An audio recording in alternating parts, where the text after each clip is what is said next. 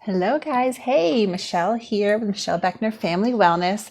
This week, we're talking about slip up. So that's kind of like a general term for if you eat something that you shouldn't, right? Or that baby is sensitive to. Let's not use shoulds. But a slip up is maybe you accidentally or unknowingly ate dairy or something that you know baby's sensitive to, or you did it intentionally because you were hungry and there was nothing else, or you just like we're having a bad day or whatever it is. The first thing is it happens to all of us. It happens to everybody. And if you've been hanging out in the dairy-free breastfeeding group this week, you'll see we had a post in there where we're sharing our stories of when we had a slip up. And I even shared one of my stories of when I had a slip up with my second. It happens to all of us. And it's happened to me accidentally many times, like whether I didn't know I was eating something that had dairy in it, someone gave me something that had dairy in it, or eggs, because my son couldn't do well with eggs. There were times where I was like, screw it, I'm going to have this piece of milk chocolate because I was at work when I used to work at a corporate job and it was Halloween and there was a bowl of chocolate and I just wanted one. Like, it has happened to me and it's happened to so many of us. So first of all, if it's happened to you, it's okay. Share your story if you want. You can share it in the comments here, or you can go find the discussion thread from this week and share it there, read other people's stories. It happens. It happens to all of us. And it sucks. It sucks so much, right? Like, not only does it suck because you have to deal with baby symptoms after that, whatever they are, like whether they're uncomfortable or, like there's poops, like they have bloody poops and it makes you like feel really bad for them, or they get really itchy from their rash. Like, it sucks because you feel so bad for your poor baby. It sucks because maybe you don't get sleep for the next few nights, right? Because they're congested or uncomfortable or whatever it is. It sucks because you start blaming yourself and you start feeling guilty and you start feeling like it's all your fault and you're hurting your baby. And it can be so discouraging and you can like be so down on yourself. So first of all, I'm here to encourage you and tell you that it is okay. We've all been there. And yes, it does totally suck. It's like no fun to see your baby uncomfortable or in pain or unhappy or not sleeping, right? But don't blame yourself, because what is that going to do to help?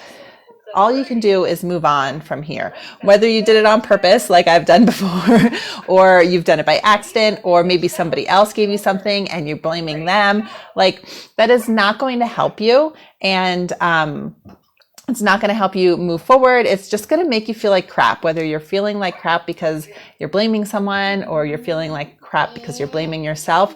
That is not going to help you move forward. And the whole focus here is to feel good, right? So it doesn't feel good when we're feeling guilty or blaming ourselves or blaming others. I remember I used to be a manager in my engineering job, and something happened that got people upset, right? Just like if anybody else here is a manager, like that happens a lot. And the way I was like, we just need to move on, right? Like there's no point in dwelling on it. And I learned from there that it's so much easier said than done. It definitely depends on your personality. I think I'm someone that, I don't know, maybe sometimes it's easier to move on than others, right? If you feel really hurt, then it's hard to move on. But just remind yourself, like, what good is it doing you to be stewing in this and like thinking of all the what ifs, right? Like, what if I asked this question, or what if this person like actually cared and gave me the right stuff, or what if like I decided, like, stewing and sitting in all of those what ifs and guilt and blame. What is that doing to help you and your baby, right? You just need to move on, give yourself a hug, ask someone to give you a hug, and know that it happens. It happens. And like I said, it sucks. But you just got to move on, right? So once we're at that, and I know it's easier said than done, right? But it's just reminding yourself, like, hey, this isn't helping me, right? Like, I'm living in the past. Let's live in the present. Let's get back and do this. So there's a few questions I get asked like all the time when it comes to this sort of stuff. One of them that I hear a lot is, am I damaging my baby? Am I doing permanent damage to my baby? I'm so worried that I've worked so hard being dairy free or whatever free for all these weeks or months. And now all of a sudden, are we back at square one? Like, what did I do? Did I hurt my baby? The answer is no, you did not permanently damage your baby. Think of like, if you get a cut, right? Yeah, you're bleeding and it hurts. And then it heals, right?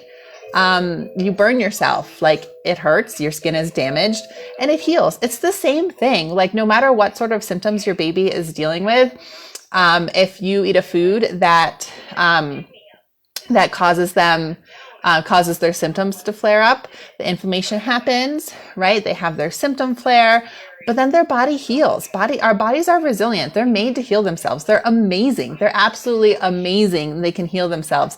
It would take years and years. And like, we've seen this before, right? Maybe you know people personally, or maybe you are one of those people that like you grew up, eating, processed foods, tons of sugar, whatever it is, like not your fault, right? That's just how you grew up, or you know someone who's been there. You can turn it all around like really very quickly with simple diet changes.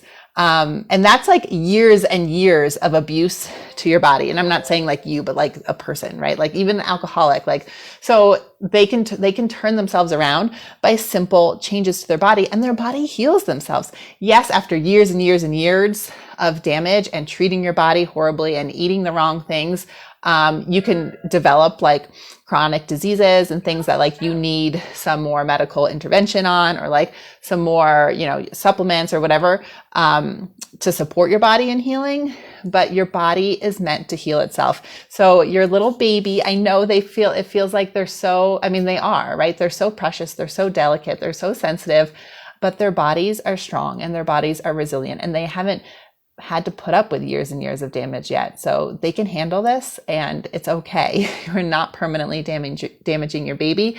It always helps to have the tools. First of all, the mental tools to get past it, right? And not to feel guilty and blame yourself or blame others, but also just like the physical tools, like what are some things that we can do to reduce inflammation or support gut health, or support healing in the gut if you have a slip up. Or even just like help them feel more comfortable when they can't sleep because they're itchy or whatever it is. It's good to have those tools to help you and baby through that after you have a slip up, to help them through that so they can feel better and heal quicker and make it simpler on everybody. It's good to have those tools, but baby's body it will heal, and you're not damaging your baby. I know it feels really, really hard, but you're not doing permanent damage to your baby. And just the fact that you've already noticed that what you eat makes a difference, right? In how you feel maybe, and certainly in how baby feels. The fact that you're paying attention to what you're eating, your baby is so lucky to have you, realizing how powerful food can be, right? Like that's huge. And you're starting them off with a mom who understands that. So you are doing amazing. Okay. You are not doing any permanent damage to baby if you have a slip up. Yes, it's hard. It's good to have those tools in your toolbox to help you and baby get through it, but it's going to be okay. All right. Another question I get asked a lot is, how long after I have a slip up, does it stay in my milk? And it seems like there's this from the time I've been doing this as a nutrition coach for almost 5 years now. So from the time when I started up until now, 5 years, a lot of things have changed and a lot more research has come out, which is amazing. So it used to be, and this is still what many doctors recommend, is they say, oh, it takes 2 to 4 weeks to get out of your system, and then it's going to take 2 to 4 weeks to get out of baby's system. So it could take anywhere from like a month to 2 months, like for the dairy to be completely out of your system. And that's still kind of like the general recommendations that you'll hear from doctors. But that's actually, there's a few studies out there. There's not a ton of studies, and they're not like very big studies. They're only on like a couple dozen people. But there are studies out there that have looked at moms as they eat an allergen, and then they track the proteins of the allergen in their breast milk every hour. And they see that usually anywhere between, depending on the allergen and the mom's metabolism, usually by about 8 hours, the amount of protein in mom's milk is either undetectable or way below the limits that it would cause a reaction. So that's great news, right? It only takes like at most maybe about 8 hours for an allergen to get out of your breast milk. And then it actually peaks before that. It'll peak again, depending on the allergen that you're eating, depending on your metabolism, it'll peak about 1 to 2 hours. And when I read these studies, I was like, this makes perfect sense, because I remember the very first breastfeeding class that I took when I was pregnant with my first, she was talking about drinking alcohol when you're breastfeeding. And she was saying, like, there's no need to pump and dump, like the alcohol processes through your body just like anything else, right? It doesn't like sit there and stay in your milk and you need to like pump it out. And she said it usually peaks, the amount of like if you have a drink, the amount of alcohol that you drink usually peaks at about 1 to 2 hours. She was like, so the best time to have a drink is when you sit down to nurse, like have a glass of wine, and then it'll peak like right before it's time to nurse baby again, right? And maybe that's controversial. Maybe you guys like don't agree with that or whatever, but this is what my lactation consultant said. So when I saw these studies about allergens in breast milk, I'm like, that makes perfect sense, right? That you would process alcohol at about the same rate that you're processing whatever else you're eating, right? And again, things don't just like sit in your breast milk until they get pumped out or like taken out by your baby. Your breast milk is always changing, just like your body's always changing, and your body's processing these things. So it's not going to sit there. There's no need to pump and dump, like to get it out. Like it's going to get out of your breast milk in the same amount of time, no matter what. Hopefully that's making sense. Is that making sense, guys? Let me know in the comments, or just give me a thumbs up or whatever if you're busy. So bottom line. Okay. So what do I do? So now I know it should be out of at least like detectable amounts, or amounts that probably shouldn't cause a reaction, should be out of my breast milk by about 8 hours after eating certain foods. So what do I do in those 8 hours? Well, it's kind of up to you. Like, how sensitive is baby? How severe is their reaction? Like, obviously, if they have a life-threatening reaction, anaphylaxis, things like that, you probably don't want to like risk it, and you probably just want to either use like saved up milk, or if you have a formula that they can handle on hand, use that for at least 8 hours, maybe even at least a day, right? If you want to be like super, super safe, if the baby's really sensitive.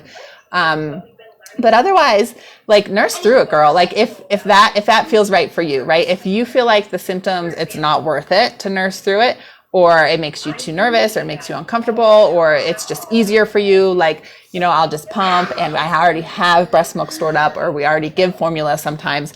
Whatever's easier for you, do that. But just know, like, after those 8 hours, things are probably going to be just fine, and you can go back to nursing. I always nurse through it because, number one, protect your supply, right? Pumping, even if you're pumping instead, it's not as efficient as like actually nursing, right? Plus my youngest never even took a bottle anyway. So no, she's old enough. She takes, if I pump milk, she'll take it in a sippy cup, but like whatever is easiest for you. Like for me, it was always easier to nurse through it. Like, yeah, the symptoms kind of sucked, and maybe we wouldn't have a good night of sleep, or there'd be a bad poop, or, you know, itchy rash flare up or whatever, but it wouldn't last long, right? And it would be easier for me than pumping and trying to get her to take a bottle and all that kind of stuff. So whatever's easier for you, nursing through it, I think, is the way to go. But if it doesn't feel like that to you, then that's okay too. But know that it peaks at about 1 to 2 hours, and it should be pretty much gone, like gone enough that it shouldn't cause a reaction after about 8 hours. Okay. So hopefully that's making sense. And hopefully all this is giving you guys a lot of reassurance if you've had a slip up recently, or if hopefully you don't, but if you have one in the future, now you kind of know, right? Like now you know, and you're prepared, and it'll be okay, right? Let me just see if there's anything else I want to talk about. I think that's it. Cool. I think the last thing I want to say actually is,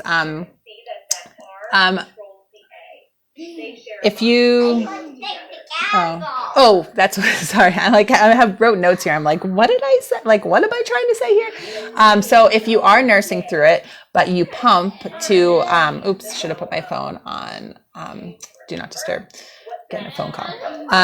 But if you're also pumping, right, to save up breast milk, when can you label your milk as safe, right? I usually say, like, if you're nursing or pumping through it, like, once you start to see symptoms go away, you can certainly label your milk as safe, or you can just wait the 8 hours, and then after 8 hours, you can label it as safe. But I think it's like, just because everybody's different, right? And like I said, these studies were only done on a small amount of people, and everybody's metabolism different and everything. Once you see symptoms starting to get better, that's when I would feel comfortable labeling any stored milk as dairy-free. Anything up until then, I would put it as like a question mark and save it for another time. So, oh, and I got one more question. Sorry. Let me pull it up. And in the meantime, if any of you, my kids are in the background. I don't know if you guys can hear them. That's why I put my headphones on, but let me just pull up this question. Sorry, I meant to have it ready. It was a question about if baby's symptoms are different after having a slip up. Where can I find it? I just want to get the right wording. All right, so this is Victoria. So Victoria, if you're watching, say hello. She said during a slip up, her son had new symptoms. Her son's original symptoms were blood in baby's stool and extreme gas. The new symptom after slip up was rashes on the arm. Is this normal for a new symptom? It's totally normal. So basically, all of these symptoms are signs of inflammation, because eating a food that you're sensitive to is going to cause inflammation, right? So mucousy, bloody stool, inflammation. A rash, inflammation. Gas, not necessarily inflammation, but some sort of like off balance stuff in the intestine, right? So all of these symptoms of food sensitivities, they usually go down to some sort of gut issues or inflammation. So it's totally normal. Babies growing and developing, right? Their microbiome, their whole GI system, their whole body is different than it was a week ago, 2 weeks ago, 2 months ago, right? Things are changing.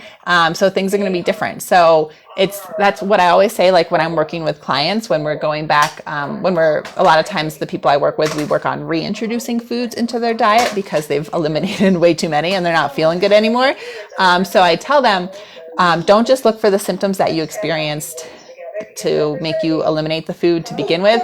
Look for any of these symptoms, because it still could be any of these symptoms, because they're all symptoms of inflammation or food sensitivity or food intolerance. So it's completely normal when you first go dairy free to have a certain set of symptoms, and then if you have a slip up or you're going to reintroduce, have a different set of symptoms. That's totally normal. Makes perfect sense when you look at like the root cause of where these symptoms are coming from. So hopefully that helps, Victoria. Let me see. There's some comments on here.